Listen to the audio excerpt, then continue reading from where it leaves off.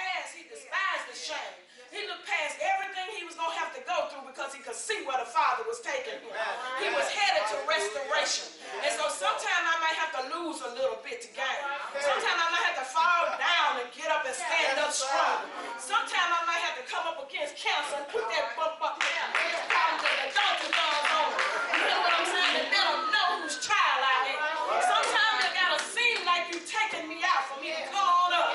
And when I come up, not only does God get the glory, but his glory shines through me. The word of God that God gave me for Bishop earlier in this season is if we grind, we'll shine. And it's not about grinding and shining like in the word, but it's grinding if we grind in this word. You set your craft. You keep doing what it takes to become even more of a master craftsman that can be elevated. And the more that you do that, then the more you grind, the more his glory is going to shine through us. It's going to shine so that even your enemies will be amazed. It's going to shine so that even when the naysayers still talking and got their mouth open, you won't even have to close it for them to stop talking. They'll stop talking with their mouth open and off. God says, I'm not just doing it to show other people or to get back at them. I'm doing it for my glory. Because if people can count you out, if people can isolate you, if people can put their mouths on you and talk bad about you, especially people who have influence in the city where you are, they feel like they can take you out, and God still raise you up. That's the question. And God has promised that you can stand before Jesus. Proverbs 22 and 29, that if you see a man who is skilled in his work, what will he do? He won't stand before obscure men, but he will stand before kings.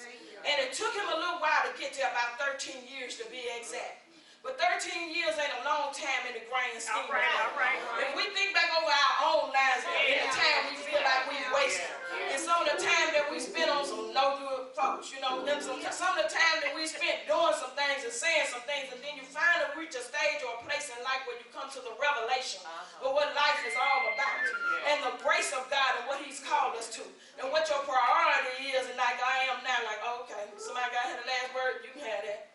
But I used to be good at the last word, you know what I'm saying? I was the chief last word. But right now, you can have that. You need that. If you lie on me, you need that, you got to have that. I don't even feel like I got to try to prove that I'm telling the truth or I'm right. You can have that. Why? Because I am experiencing the grace of God on a level that even I don't understand. And I ain't willing to jeopardize that grace for temporary pleasure. Temporary pleasure cussing you out. Temporary pleasure moving you on. Temporary pleasure showing you that I ain't willing to do that. Put a pin in it. I went to the doctor 3 weeks ago, and when we went to the doctor this time, she said all your labs look good. She said your liver looks good. She said I'm taking some chemo that did damage to my liver because we ain't gonna even go there. And she said, you know what? I said, ma'am. She said, I didn't even know no better. I wouldn't even know that you were taking chemo. That's right. Instead of losing weight, you gaining weight. You got a treadmill at home, you put it in front of the TV and get on that treadmill. Every time she said something, I said as loud as I could because the door was open. Well, praise be to God. Well, glory be to God. Because God reminded me in that we've heard people say you don't look like what you've been through. And God say you don't look like what you're going through. So you ain't even out of it yet. So you don't look like what you're going through. You definitely don't look like what you already been through. He said, but even as you go through the processes, when you have to go through the pit, if you have to go through Potiphar's house of the prison, that you don't look like what you've been through.